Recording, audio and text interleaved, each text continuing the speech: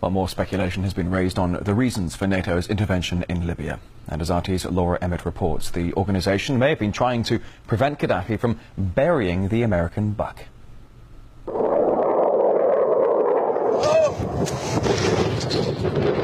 According to some, it's about protecting civilians. We must not tolerate this regime using military force against its own people. Others say it's about oil. The only reason they're interested with Libya is about the oil. You'd think we'd be in Iraq if the major export there was broccoli.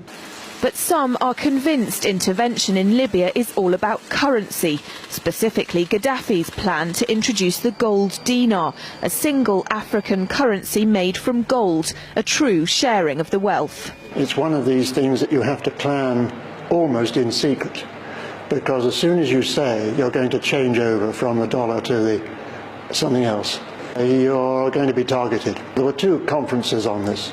One in '96 and another one in the year 2000, called the World Mataba Conference, organised by Gaddafi. And everybody was interested, and I think most countries in Africa were keen. Gaddafi didn't give up. In the months leading up to the military intervention, he called on African and Muslim nations to join together to create this new currency that would rival the dollar and euro. They would sell oil and other resources around the world only for gold dinars. It's an idea that would shift the economic balance of the world. Countries' wealth would depend on how much gold they have, not how many dollars they trade. And Libya has 144 tons of gold.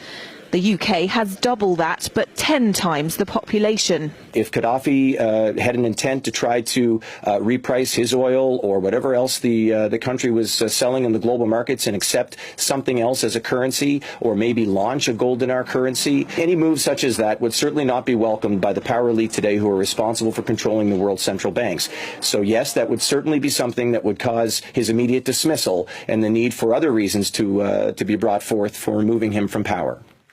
It's happened before. In 2000, Saddam Hussein announced Iraqi oil would be traded in euros, not dollars.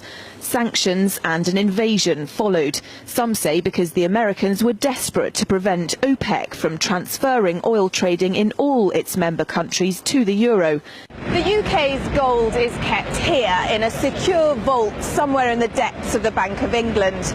As in most developed countries, there's not enough to go around. But that's not the case in places like Libya and many of the Gulf states.